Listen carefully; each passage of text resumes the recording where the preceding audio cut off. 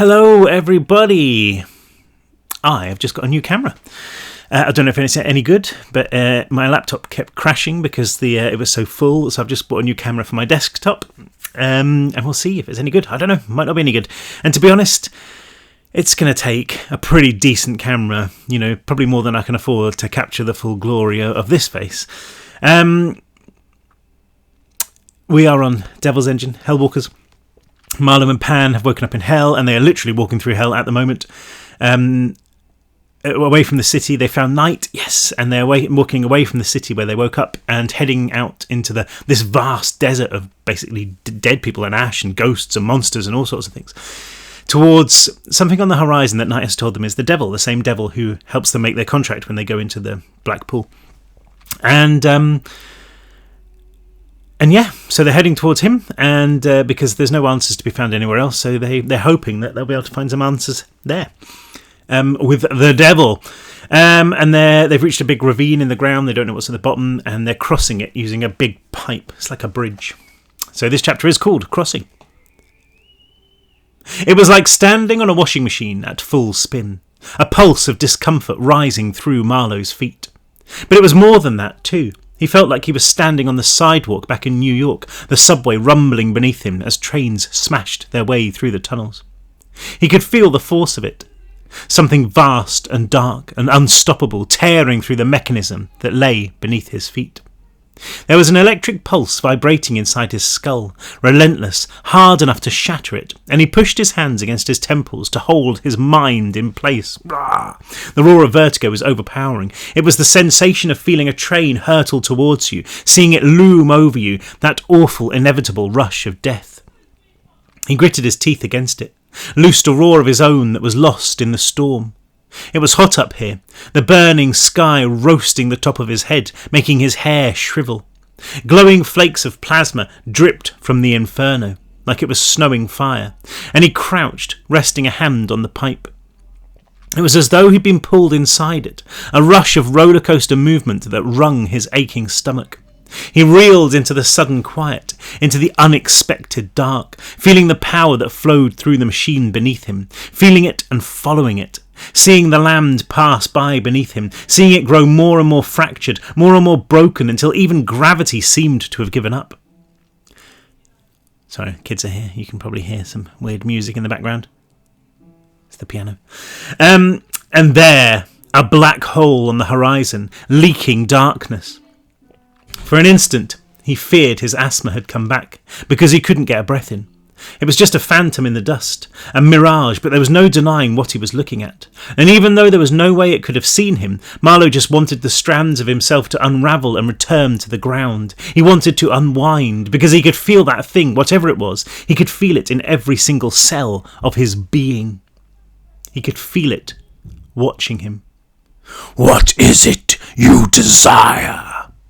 He grunted. "The trick is to keep saying it to yourself," said Night as she clambered up. "Huh? Your name, your age, your family. This place swallows your mind. It tries to take everything you've got. Keep looking back. Keep remembering who you are. Say it." "Marlow," he said. Marlow, and his whole body seemed to lurch as he reached for his surname and found nothing, just a void. Then it was back, sliding into his skull. Green. I'm 15, my mum's name is Audrey, my dog's name is Donovan, my brother's name is... And there it was again, like stepping off the end of the world. Danny, he stuttered, finding it. "Told you," said Night. "Try to remember further back. It doesn't seem to be able to get those memories." He did, the gears of his mind grinding, stalling. He could remember being 5, maybe 6, walking across his bedroom, his mum running through the door and hugging him tight. Was that when Danny had died, maybe? Was that the moment she told him? He couldn't be sure. There was nothing before that, just an abyss where his past had once sat. But the conversation had power. It had cleared the fog from his head. Gradually the world swam into focus, the pipe beneath him ridged with metal plates and wires and cogs and springs, all moving frantically, veined with tubes that might have been fat, black arteries. The only good news was that it was easily 5 feet across, wide enough to walk on. "Oh, dude, this is horrible," he said, wiping the saliva from his chin and offering Pan the same hand as she neared the top.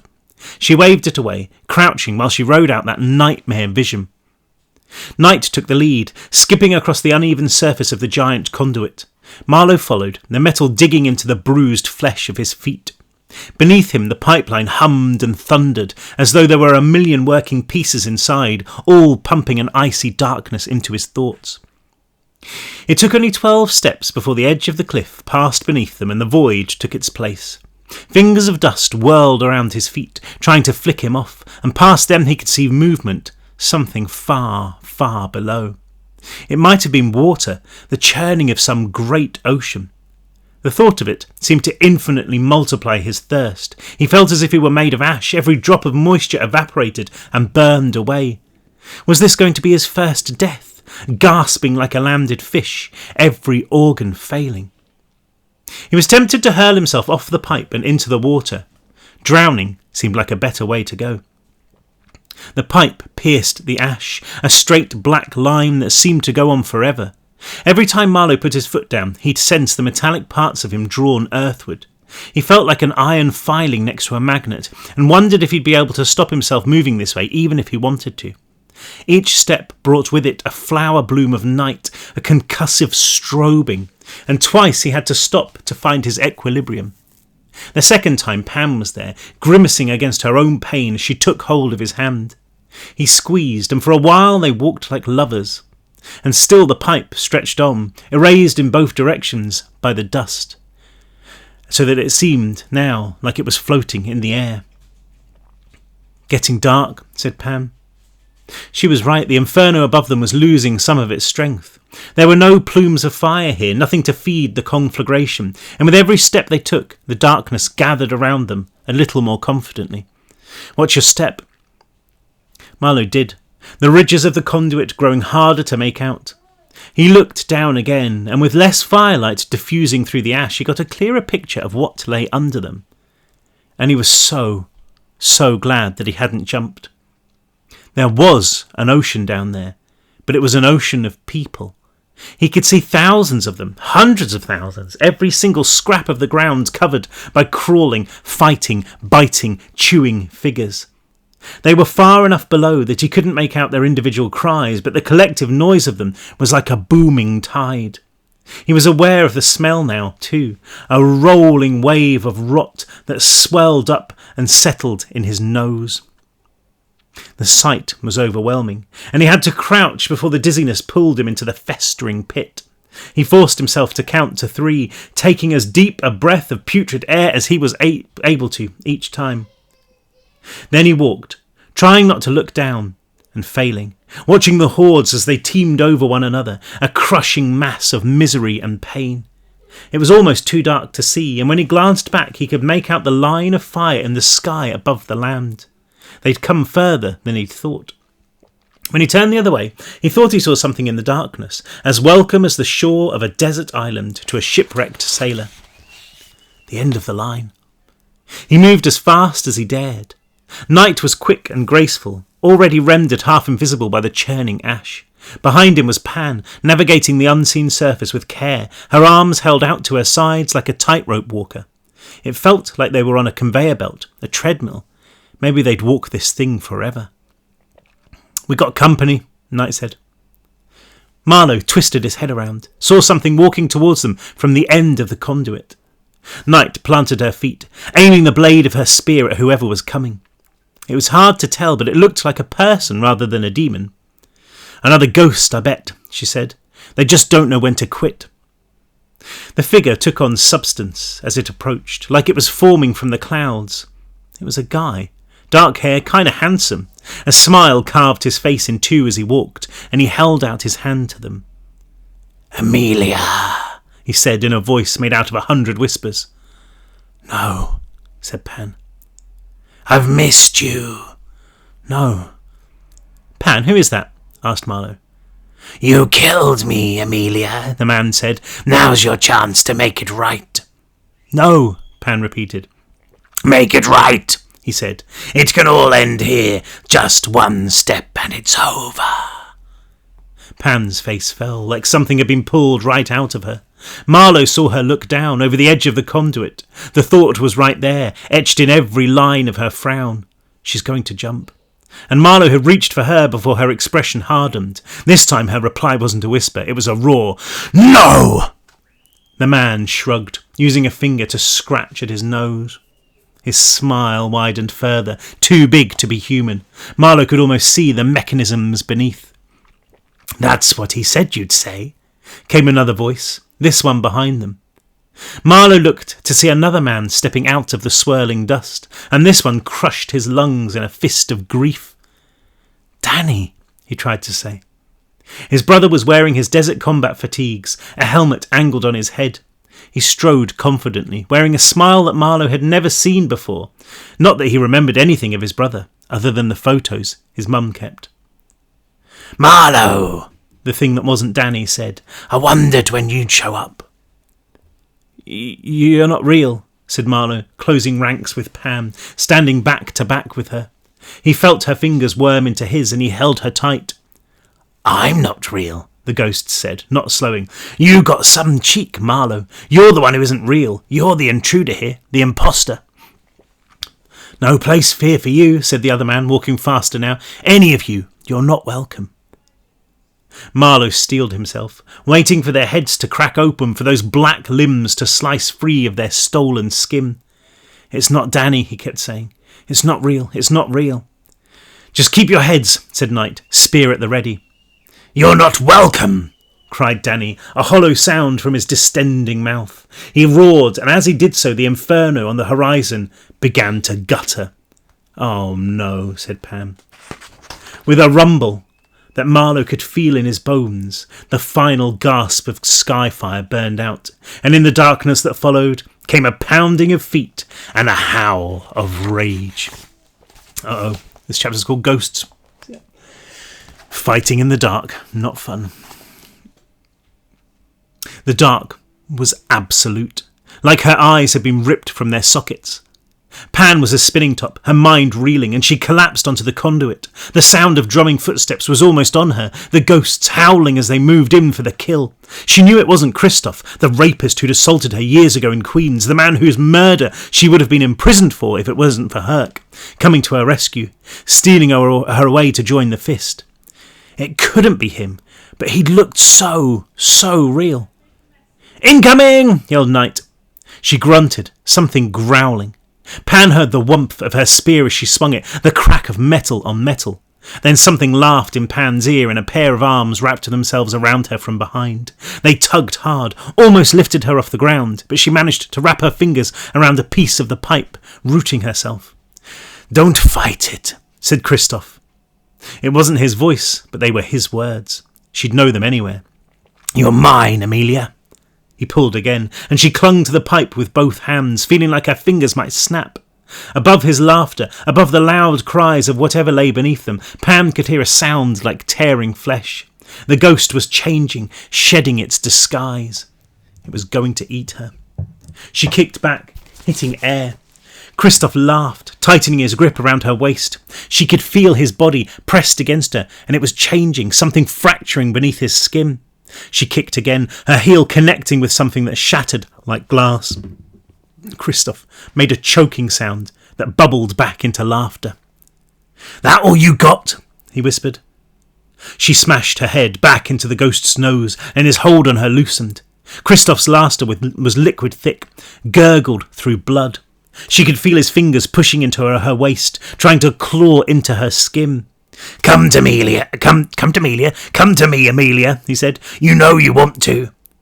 She kicked out, squirmed loose, managed to turn on her back. She could see nothing, but she imagined him there, shirtless, grinning, expectant, and she kicked up with everything she had. The heel of her foot hit with a wet crunch, a jarring pain shooting up her leg. The ghost whined like a beaten dog, and she kicked again, fumbled her way to her knees, too frightened to stand. "Marlow," she said, her voice trembling. She could hear somebody fighting, but she didn't know who it was. "Knight!"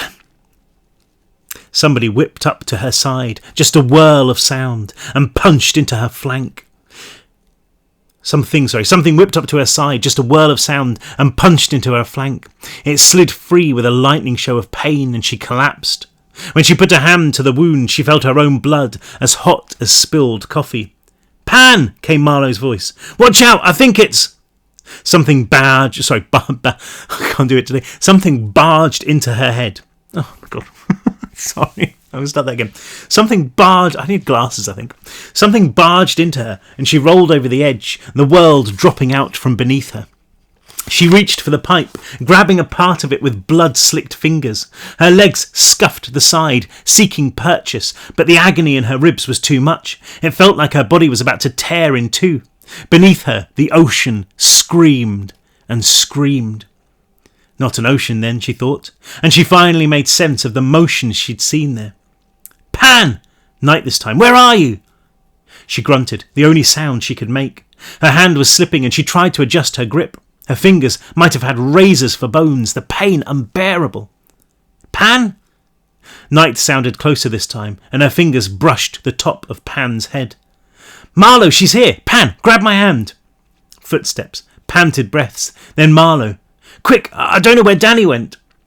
She let go of the pipe with one hand, reached up. It seemed like an eternity before somebody grabbed her, fingers locking tight around her wrist. Come on, said Marlow. Pan reached for Marlow with her other hand. Then she planted a foot in a divot, the iron biting into her soul. Marlow and Night hauled, reeling her up. Then something even darker than the night loomed above Marlow, and his grip on her vanished. She fell, slipping through Night's fingers, reaching for the conduit and finding nothing but air. She tumbled into the void, her stomach looping, her cry locked in her throat. Beneath her, the chorus of screams rose into a nightmare crescendo, as if the ground knew she was coming. She fell, and she landed on something soft, something wet, something moving. Her breath was snatched from her, and she had no time to claim it back because she was rolling, gaining speed as she thumped her way deeper into the earth. Nails scratched at her, fingers grabbed her hair, she could hear teeth snapping, and all the time that bone-shaking chorus of screams and shouts drummed at her ears. She grabbed hold of something that felt like flesh, managed to stop herself. Whatever she was holding struggled against her, and she let go, trying to stand on ground that lurched and swayed. Jaws flexed beneath her, teeth chewing. A million figures pressed in around her in that blinding dark, and the noise of them was deafening. Her senses had been robbed, all apart from the agony in her side, the wounds that were being opened up in her feet and legs. They were going to crush her, she knew.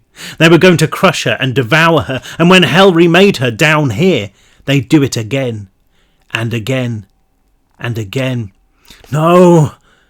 She pushed into the crowds, into those endless moans and cries. Bodies thumped against her, tried to wrap their hands around her, tried to press their lips against hers.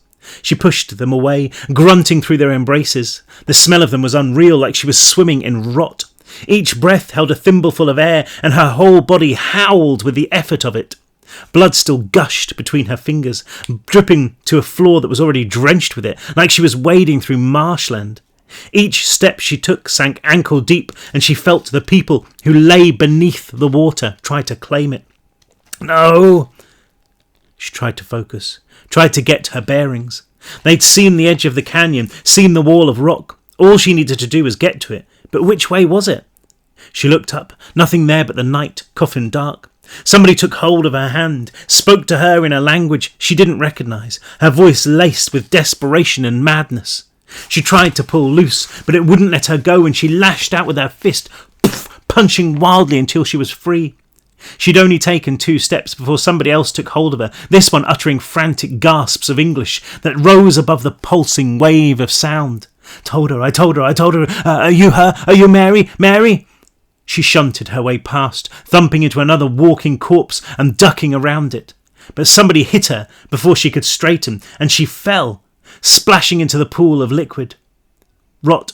A foot stood on her head, pushing her deeper, a finger sliding into her mouth from below, scraping her tongue and making her gag. The pressure on her disappeared, and she arched her head out of the blood, managing half a breath before somebody else stepped on her, crushing her into the mess. She twisted her head to the side, trying to keep her mouth above water. There were too many people there, all of them shambling and stumbling, trampling her. Help! She screamed, not sure who she was screaming at, knowing it would do no good. Please! Oh. Somebody tripped on her. fell, their hands slamming into her nose. She tried to push them free, but they were too heavy, pushing her into the mud of blood and flesh. Somebody else landed, squeezing the last drop of air from her. They were all sinking, the water bubbling up over her mouth, over her nose. Her arms were too weak to free her, the pain in her side too great.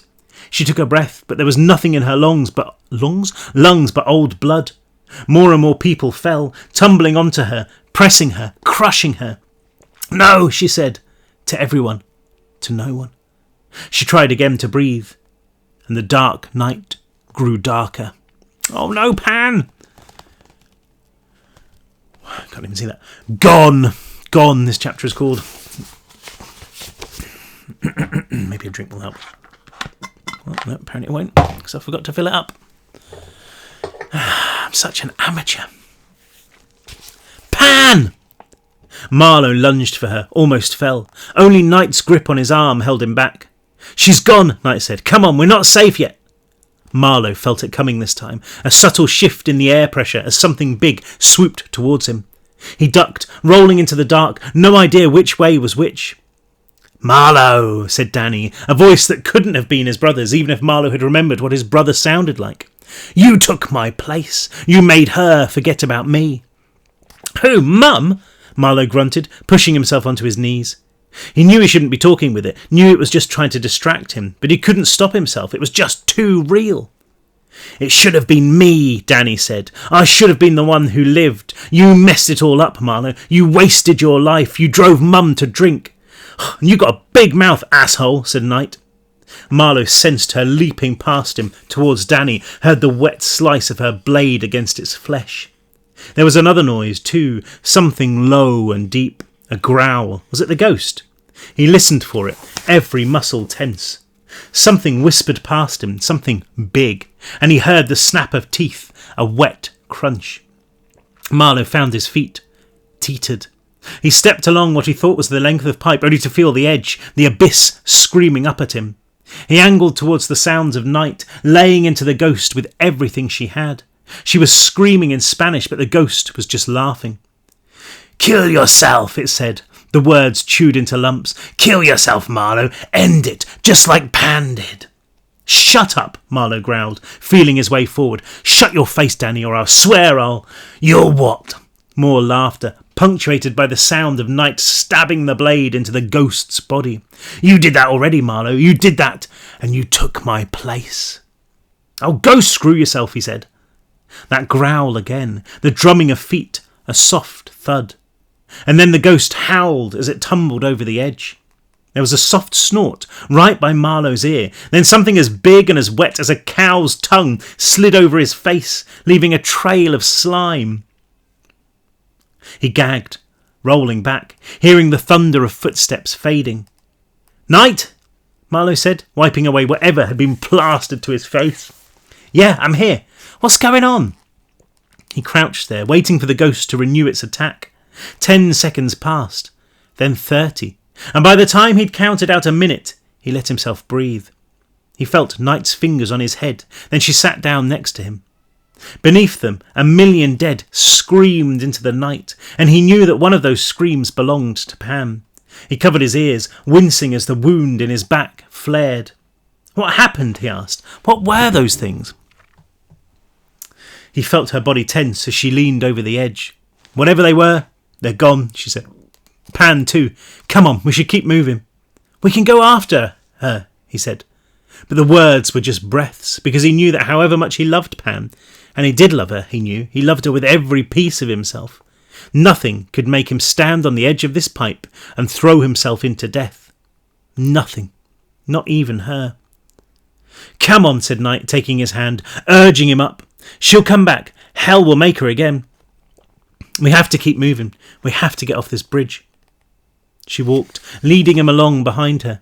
Marlow was happy to follow, navigating the uneven surface without thinking. They'd seen the far end of the canyon. It couldn't have been more than 30 yards away from where they'd been attacked.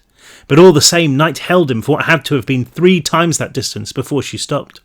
The noise of the ocean was far behind them, just a dull rumble on the edge of his hearing. "Wait here," Knight said. He listened to the sound of her climbing down the edge of the conduit. Then she spoke again from below. It's safe. She snorted a laugh. Well, maybe not safe, but it's solid. He wasn't sure he could make it, but he eased himself over the edge and started to descend. His back felt like one big slab of pain, everything soaked with blood. But he made his way down, slowly, surely. When his foot hit warm ash, he almost cheered. He wasn't quite ready to trust it, though, dropping to his knees and using his fingers to feel for any sudden drops. But there was only ash. This whole place was made of ash. We should wait here, said Knight. Wait for the light. Best idea I've heard yet, said Marlow, leaning back against the conduit and yelping as a sudden bloom of cold shadow entered his head. He lay on his side instead, on a pillow of dust and exhaustion, making the night even darker than it already was. He closed his eyes, but all he could see there was Pan. Pan fighting, Pan screaming, Pan calling his name, Pan dying. Pain pulsed in his back, in his muscles, in his head. He wondered how bad the wound was, whether he'd bleed out in his sleep, wake in the pit with teeth in his throat. I don't know how much longer I can do this night. You quitting already? She said with a soft laugh. No mames. Huh? He slurred. He thought he could actually feel the life draining from him. Or was it just sleep pulling him in? Death and sleep, he wasn't sure he could tell the difference anymore. No mames, she said again. You've been here, 2 days? Try hundreds, try almost 1,000. That's nearly 3 years. You stay here that long, then you can start whining. Sorry, he said. Back there, said Knight. Who was that? Ghosts always take the form of somebody you know. My brother, he said. I didn't even know you had one. I don't. Marlow tried to remember his brother the way he'd known him. I mean, not anymore. He died when I was 5. I never really... Marlow had been so young that he could barely remember Danny. He was just a photograph on the kitchen wall, desert camo, Oakley shades, a big smile. Marlow couldn't even think about what his mother had been like back then. He reached into his head, searching for one memory, for any memory, but there was just a cushioned soft void, one he felt like falling into and never coming out of. Leave them alone, he said, speaking to hell, knowing it was trying to wipe his mind clear, trying to drive him insane. They're mine. ¿Qué? Asked Knight. Oh, nothing, he said. Was it true, she asked, the things he was saying? Why? I don't know how they do it, she said. How they know things. Your brother isn't actually in hell, right? No, of course not, said Marlow. He never used the engine. He died in Afghanistan. So how does it know that stuff about your mum, about her drinking? Because hell seeped into your head, Marlow thought. Because it cracked open your skull with icy fingers and peered inside. It got it wrong about me and Danny. We did know each other when I was a kid. Again he reached for those memories, and again he found nothing. We should sleep, he said. When it's light, we need to go back. We need to look for Pan. Yeah, sure, said Knight. But there was nothing in her voice that made him think she was telling the truth. He lay there, visions playing against the backdrop of the night. Danny charging at him. Pan falling as clear as the day even though he hadn't seen it. He thought he would see those things until the end of his life. Lives. Yeah, lives. Hell would torment him with these visions until the end of time. A soft growl. The one he'd heard before. But whatever it was, it could have him. Sleep was smothering him. He couldn't have sat up, even if he'd wanted to. Good night, Pan, he said. It's Night, not Pan, said Knight. Oh, yeah, he slurred. That's what I meant. But it was Pan he spoke to, and it wasn't so much good night as goodbye, because he was afraid that there were some deaths you couldn't come back from, not even in hell. The next chapter is called Ascension. They were burying her alive, entombing her in flesh and blood. Another weight thumped down onto the pile, pressing her deeper. She lay on her stomach, a mask of rot choking her, her vision a mess of static. And still they came, shambling onto her like the walking dead, like they were seeking out her life, her warmth. Hands grabbed at her, fingers like iron rods pinching her skin, jagged nails tearing. The weight of them was impossible, surely enough to snap her spine, to turn her organs to jelly. They came from below too. It was too dark to see, but weren't those eyeballs in the wet ground beneath her? She could feel the motion of them blinking against her cheek. Lips sought her, the jagged edge of a tooth catching the bridge of her nose. A word bubbled up, or a noise that might have been a word, lost in the mindless panic of her thoughts. She stopped fighting. It was too much. Too much. Just let it happen, she told herself. Just let it be over. Maybe this time she wouldn't come back. Maybe this time hell would let her go home. And she heard laughter. Deep inside the cavern of her thoughts, she heard his laughter. I knew you'd come, Christoph had said. It was a hallucination, a memory, but her fury was real. It burned its way through her, its force nuclear. Never, she told him, spitting the word into the gulping face beneath her. She planted her hands in rot, pushed hard. The dead engineers above her pressed back, but she was stronger than them. She was stronger than the dead. She felt them give, felt one of them slide away. Screaming, she braced her foot and shoved, driving herself forwards. The blood beneath her helped, and she slid through it, her hands clawing at the pit, dragging herself out. A hand looped around the side of her head, a finger hooked in her cheek, and she bit hard, chewing on the corpse-cold flesh until it tore free. Never, she said, pulling, kicking, finding a gap in the chaos and sucking in a lungful of air. It was like nitro thrown into the engine of her rage, and she screamed again, a feral cry that seemed to carry a power of its own, that seemed to shake the world to pieces. She grabbed hold of faces, skulls, arms, whatever she could find, ratcheting herself out inch by inch by inch, until she could get onto her knees, then onto her feet. She stood there, every bit of her sticky with blood, her breaths ragged. The dead brushed past, and as she heard them collapse onto the pile, she imagined them folding onto one another, a living, breathing, shrieking sculpture that grew and grew and grew. No time to wait for them to notice that she was free. She moved, her feet crunching old bones, blood bubbling through her toes. Somebody walked into her and she punched them as hard as she could, her fist disappearing into the festering shell of a skull. She shook free the gore, stepping over the twitching corpse, shoving another dead man to the side. A growl rose above the screams, and she felt something big move past her. There was a savage howl, a tearing of flesh. There were more noises ahead, a shriek that might have been a demon. Pan waited for the sting of teeth, for oblivion, but it didn't come. The path seemed to clear, those feeding time noises following her as she broke into a run, slipping, tripping through a swamp of remains.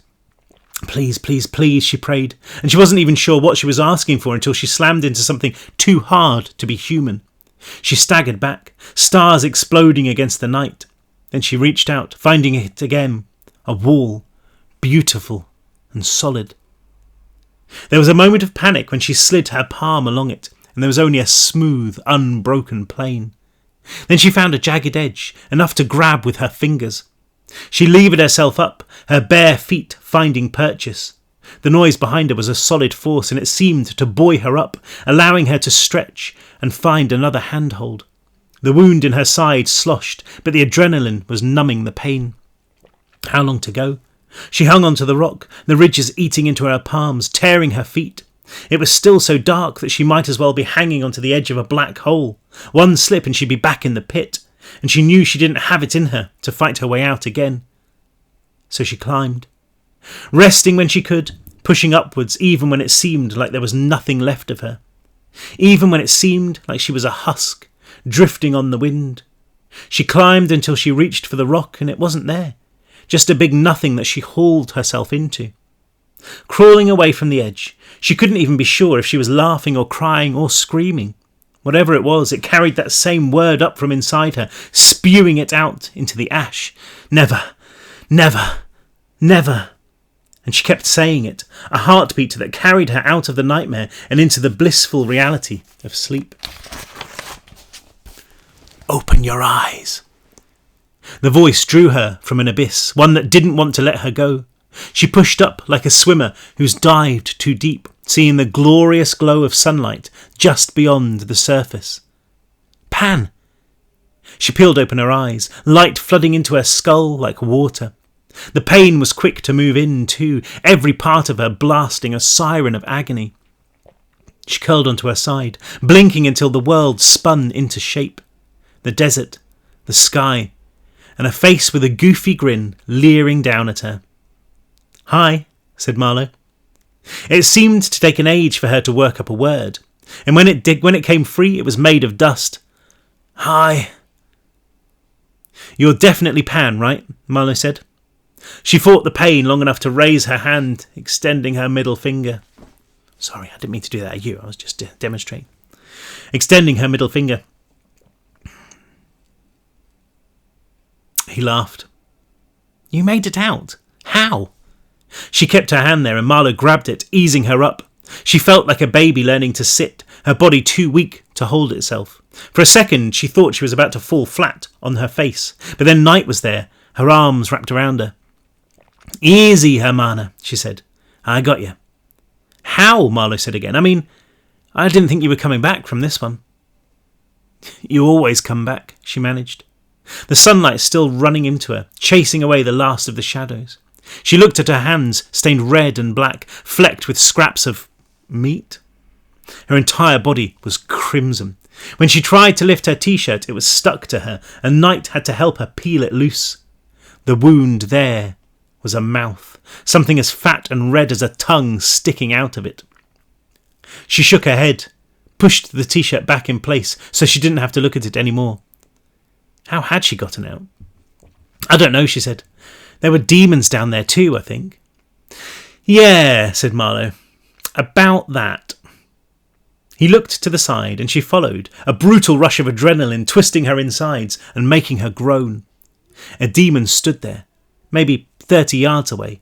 It had 3 legs and a 4th that looked half chewed, swivelling uselessly in its socket. Its grey skin was a patchwork of scars. Its face was the same as every other demon's, just a ragged hole lined with teeth. A second demon lumbered across from it, treading circles in the ash. This one had 6 legs, and all of them ended in what could have been human hands. It looked hungry, huge gobs of saliva dripping from its jaws. But after growling softly at Pan, it crunched onto its haunches, making a noise that could have been a sigh. "What in the hell?" said Pan. Both demons looked her way when she spoke, not that they had eyes to see with. The first one whined, walking in circles before lying down. Then, incredibly, it yawned. "Yeah," said Marlow, shrugging. "Weird, right? Why haven't they, eaten us?" Marlow spluttered out a sigh. "Have you seen the state of us, Pan?" he said, nodding at her gore-encrusted skin. "I wouldn't touch us either." "It's more than that," said Night. "I think they might have saved us. I think they killed the ghosts." Pan frowned, remembering the growls in the canyon, the snap of jaws. Had those demons been down there with her? Had they chewed a path through the dead? It seemed impossible. But then what in this place didn't seem impossible? "Why?" she said. "My guess," said Marlow, "is because of that." He moved, the sky behind him a churning vortex of darkness. It was hard to look at, painful to look at. The more she stared at it, the more it felt like somebody was squeezing her eyes, trying to pop them like grapes. She looked away and carried some of that darkness with her, great big spots of it hanging in her vision. They faded after a while, but she thought she could see a shape in them, something that looked like an immense black mountain. She looked again, but Marlow held a hand up in front of her face. "Don't stare," he said. "I think it's like looking at the sun." "It'll burn your eyes right out," said Night. "Help me up," Pan said, holding out a hand to Night. Marlow helped, both of them hauling Pan to her feet. The world spun like it was trying to knock her back down, but she stood her ground. The pain was a dull pulse inside her. She could bear it. As soon as she was standing, the demons pushed themselves up. They made no move to attack. The first one just stood there, snorting. The second walking awkwardly, heading towards the distant storm. "You thinking what I'm thinking?" said Night. "They want us to follow them," said Pan. "I think this might be our escort," said Marlow, nodding in wonder. "But that's crazy, right?" Pan said. "We're not actually going to go." A throbbing growl rose up in the first demon's throat. It pawed at the ground with razor-tipped claws. "I don't think we have a choice," said Marlow. He was right. They didn't have a choice. They didn't need one either. Pan closed her eyes. saw Christoph's grin, his dark eyes burning. I knew you'd come. Hell had taken the worst of her life and made it real again, and that seriously pissed her off. So we go find this asshole, she said. We go find him and show him. Show him, said Marlow. Show him that we've got nothing to lose, she said. She took one step, then another, clenching her fists. The first demon bounded alongside them, keeping its distance. The second howled into the day. Show him that he may be the devil, Pan said, but he should never have messed with the Hellraisers. We'll do one more. This chapter is called Safe Passage. Oh, yeah. I just remembered. Safe Passage. I'll just double check we've got enough time. Yep, cool. Safe Passage. He was right. It was an escort. The demons padded along slowly like horses at the head of a funeral procession. They followed the conduit, heading for the ruptured sky. The pipe grew taller and wider the further along it they walked, becoming more grotesque with every half mile. The mechanical parts clicked and whirred, those black veins bulging like they were trying to make contact. The surface was slick and greasy, and Marlow was so thirsty he had to resist the urge to lick it. He wasn't sure how long you could last without a drink, but they were going on 3 days now, and his organs were as dry as raisins. His kidneys, especially, ached like he'd been kicked by a mule. And the further they walked, the more conduits they saw. Another large one snaked towards them from the right, just as big and just as ugly. Eventually, after what felt like an eternity, they reached the point where 2 conduits met. There was no join as such. They just seemed to grow into each other, like the limb of a tree meeting at the trunk. They were 40 feet tall at this point, made up of thousands of metal components that spun like atoms. It was mesmerising, hypnotic. With nowhere else to go, the demons bounded off the ground and onto the conduit. Marlow gritted his teeth against the nightmare visions as he climbed after them. Night was already there, and her face was as ashen as the ground they'd just left. It wasn't hard to see why. Ahead, for as far as he could see, the world was a machine. Hundreds of those weird conduits merged into one another over the next half mile, looking like some deranged labyrinth. The noise they were kicking out was enough to make Marlow's teeth chatter, almost enough to mute that world-shaking pulse. All of the conduits led the same way. All of them led to him, Marlow guessed. He stared at the sky, and it was as if a charge had been detonated in the side of his skull. He screwed his eyes shut against a sudden torrent of horror that passed through his thoughts, like he was sitting next to a slaughterhouse conveyor belt. And I thought the red door was bad, Pan said, talking about the infernal portal they'd had to pass through every time they'd entered the engine. Incredibly, she was smiling. Marlow smiled back, and as he did, some of the horror flowed out of him. He rubbed his eyes, glanced back at the dark horizon. It was a mountain, but a mountain made of moving parts, of cogs and gears and pipes, of pistons and chimneys, of springs and levers and counterweights, of organic veins that wove in and out of the mechanism, pumping black. The entire engine, because that's exactly what it was, even bigger than the one back in the nest, moved with a fury that threatened to overwhelm him, as if the whole of the earth had shattered into squirming parts. Marlow felt something drip into his mouth. He tasted copper. When he put his fingers to his nose, they came away red. Pan's eyes were bleeding hard, great red drops pattering down onto her shoulders. Pan's ears were bleeding hard, great red drops pattering down onto her shoulders. Night had her fists pressed to her temples, like she meant to cave in her own head. Marlow glanced back, wondering whether he could go. Just put his head down and run away. But he was pretty sure the demons weren't going to let them go. Every now and again they'd sniff Marlow or Pan or Night, as if to remind themselves who they were escorting. But they never showed any sign of aggression. It was like the creatures back in Meridiana's cavern, he thought. They'd been gun dogs, perfectly obedient. The only difference was that these dogs had the devil as their master. That mountain of madness up ahead grew bigger with every step, the conduits sloping towards it like foothills. The going was getting tough, Marlow's body trembling with the effort of the climb. The storm dominated the skyline. It was vast, huge clouds of smoke and debris churning around it like dirty water down a drain. It looked like it was moving in slow motion, but he knew it was just an illusion caused by the sheer size of it. He couldn't work out if they were 1 mile away or 100. The fractured landscape of hell made a mockery of time and space. The constant beating sound of it was like the world ending. "We should probably work out what we're going to say," Pan said, looking to the top of the mountain. "When we get there." "Hey there," said Marlow. "We know you're the devil, lord of all that is evil, but we think it's time for a major reboot on your public image. Think of us as your new PR team. Let us go and we promise we'll tell everyone you're awesome." "Right," said Pam. Knight coughed out a laugh.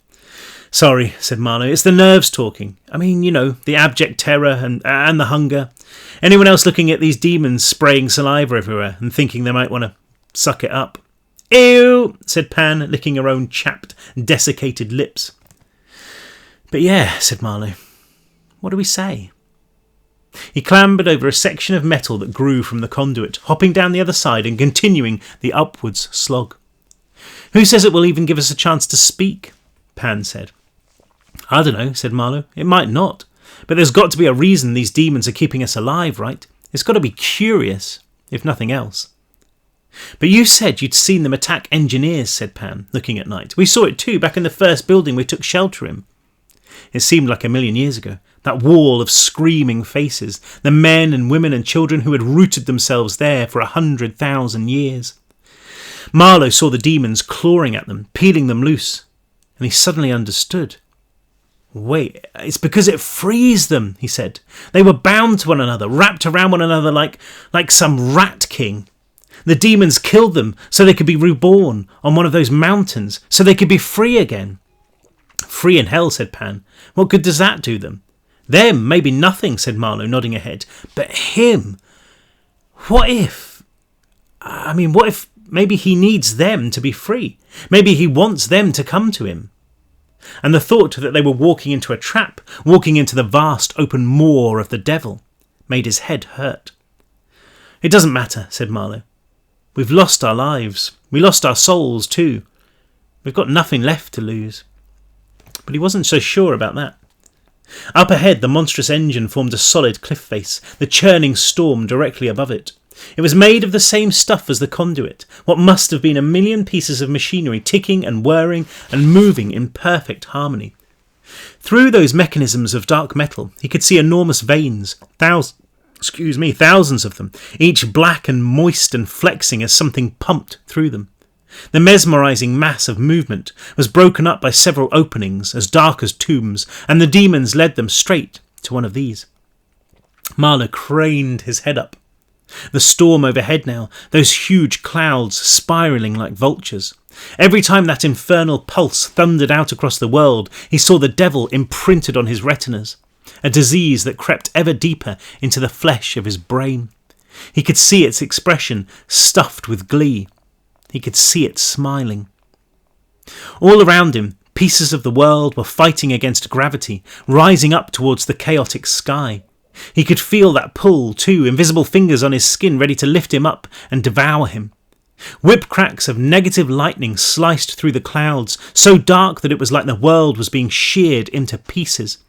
He couldn't tear his eyes away from it. "In or out," said Pam, looking into the fissure in the engine, at a flicker of light there. "Door number 1 or door number 2? Choices.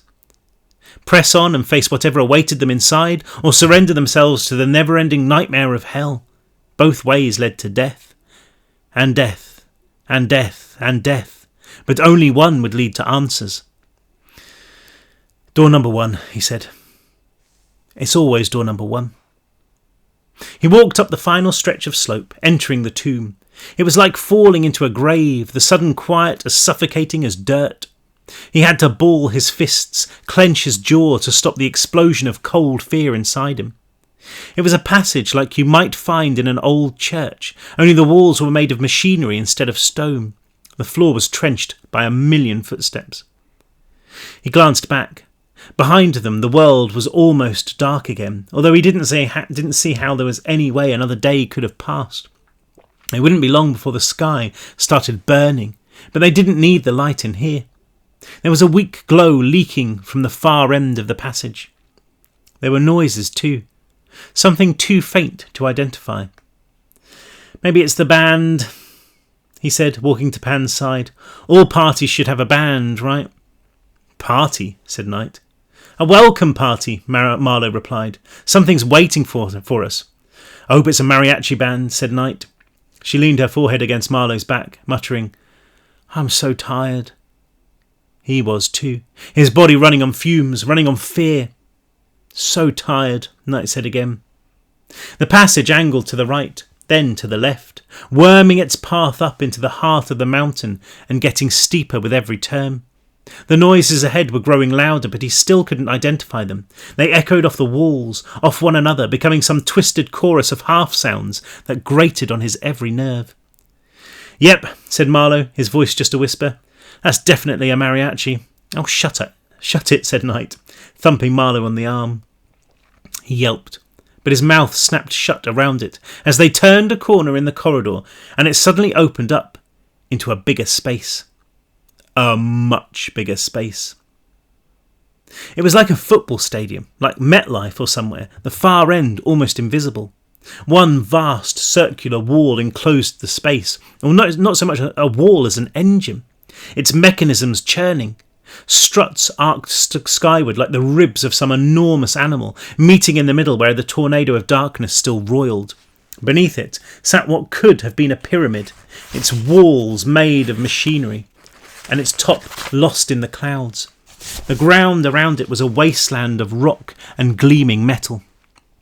Hundreds of those fat black arterial pipelines crossed the space, draped over one another like a nest of snakes. They must have been leaking because there were pools of dark liquid everywhere. The pools seemed as if they were rippling, or at least that's what Marlow thought until he looked closer and saw that there were things moving on the edges of them, shapes that could almost be human. There was noise in here, that thumping pulse reverberating around the space, but it was quieter than it had been outside. Quiet enough for him to hear the screams from the people there, screams and songs and laughter and incessant chatter and howls of glee and sorrow. It was the lullaby of a madhouse, of bedlam, and he felt the tattered threads of his own sanity pull loose a little more. "What now?" he said, chewing his knuckles to pieces. He turned to the centre of the giant room, where the mechanical pyramid rose towards the clouds above, its tip invisible in the maelstrom. Everything led to it. The pipes, the finger-like stretches of the engine, the black pools, everything led right here. Including us, he thought, because what was the point in coming all this way just to turn back now? He hopped down from the end of the passage, slipping on the damp stone. He could feel the moisture seeping into the wounds in his feet, not painful, just weird, like it was probing them. There was a puddle of it ahead, and he ducked down, trying to make sense of what he saw, and why it looked so familiar. Dozens of silver flecks swirled in the darkness like miniature shoals of fish, and when he leaned over to get a better look, there was no sign of his reflection there. Nectar, nectar, for the Escape from Furnace fans amongst you. "It's like the Black Pool," he said aloud, thinking of their engine and the pool that sat by it, that grotesque body of water you had to throw yourself in to make a deal. He looked up to see Pan pulling a face. She looked gaunt, half dead. He guessed he probably looked worse. "I always hated that thing," she said. He helped her up and they kept moving, their footsteps falling into time with that bone-shaking pulse from the engine. The piles of rock made it difficult to see where they were going, but so long as they kept that pyramid in sight, he knew they wouldn't stray too far. The sound of the other people in here was alternately muted and amplified by the metal walls, making it so that when he rounded one cairn, the sudden rush of noise and movement took his breath away. There was a black lake ahead, almost as big as an Olympic swimming pool. Positioned around the rough edges were cages. The bars formed from pieces of engine, all brass and obsidian. They were empty, save for the last one, which held a creature that he could make no sense of. It was almost human, 2 arms, 2 legs partially submerged in the pool. But it looked like it had been skinned, and there was something wrong with its head. There was no face there anymore, just a sucking hole right in the middle of it. Marlow splashed across the uneven ground. He didn't exactly want to get a better look, but he couldn't turn away. Seeing the tubes fastened into this creature's limbs, seeing the veins that bulged black beneath its muscle, seeing the baby teeth that were pushing through the circumference of its mouth, small and sharp. The demon, because there was no doubt in his mind that that's what he was looking at, must have sensed them, because it angled its head their way, sniffing. Its mouth drooped open, great gobs of black gunk dripping from it, and it started to laugh. Ha, ha, ha, ha, ha, ha, ha. The sound unbearably real and unbearably human.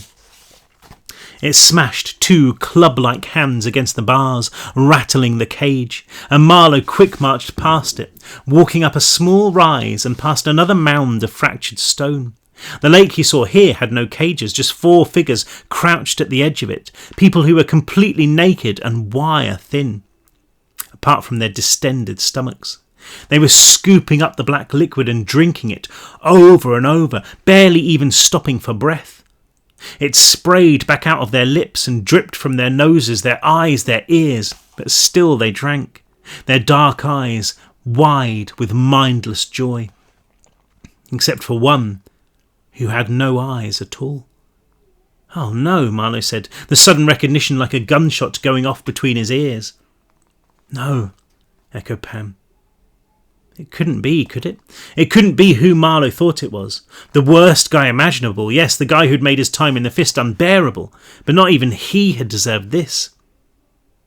Hansen, said Knight. It's him, Pan. Hansen, Pan called out, taking a step towards him. Hansen flinched, turning his head her way to reveal those gaping sockets where his eyes had never been. His body was covered in scars, riddled with them, and Marlow understood that he'd fought it. He'd fought hell. He must have died here 100 times to have scars like those. 1,000. But then how long had it been since he died, since Maman had killed him? And how long was that, on this side of the void? Hansen licked his lips with a tongue that was too long, too black. Then he ducked down and scooped another handful of water into his mouth, swallowing, gagging, bursting with it. Pan was crying, sobs punching their way up from somewhere deep inside her. She covered her mouth as if it was possible to be embarrassed in this place, hurrying past the drinkers and following the path even deeper. It was the same at the next pool, where a young woman stood neck-deep in the black fluid and sang what could have been a keening song, her eyes as dark as pitch and drenched in sadness. They were all engineers, Marlow knew, people who had died under contract, whose minds had been corrupted into rot by the black fluid and by the presence of the devil. By the time they'd passed by, all 3 of them were crying their way towards the rotten heart of this cathedral. Only a distant voice held them back. Oh, hang on, said Marlow, reaching out and stopping Pan. He stared back the way they'd come, back past the pools, past those ruins of flesh. What is it? Pan started. Just hang on, he said again. He cocked his head, listened as a voice rose up, shrill and wicked. It spoke only one word over and over, but it was a word that speared its way right through him. Pan! Oh, it's Patrick, Pan proclaimed. But it didn't matter. They were here. A spiral staircase wound its way up the outside of the central pyramid, leading into the vortex. Marlow could make out a shape in the storm, a coiling mass of shadow and madness whose nightmare pulse seemed to have become something else, something full of humour. The bastard was laughing at them. Something shuddered inside his head, a tectonic shift of emotion. Fear, confusion, sorrow, guilt and anger. It was a rage he'd never felt before, a fury that burned up from the deepest part of him, that threatened to split his throat in 2, that escaped from his lips as a roar. No more, he thought, unable to shape the words. No more. And he was running without even knowing how or why. The stairs were tall, surely carved for a giant, but he pulled himself up them, one at a time, one after the other, the world turning around him in slow, relentless circles. His legs burned, but the pain wasn't real. He wasn't real. How could he be?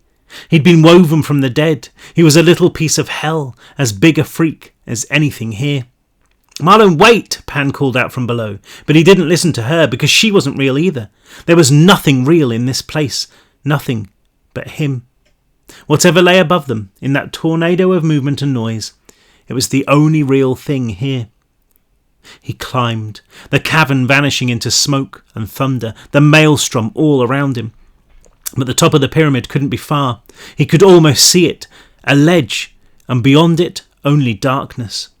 He was on his knees now, his legs too weak to carry him, but still he moved forward, turning the final corner, scaling the last dozen steps, and finally seeing what lay there, at the very summit of hell. And I'm not going to tell you what the next chapter is called because that might spoil it. But we shall read a bit more tomorrow. Nearly. I'm not going to say. I hope you enjoyed that. It was a lot of fun for me to read it to you, as it always is. I love these little sessions that we have.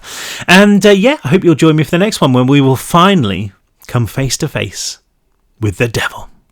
Bum, bum, bum. Okay, have a great day, whatever it is you're doing. And I will see you soon. I love you guys. See you later. Bye.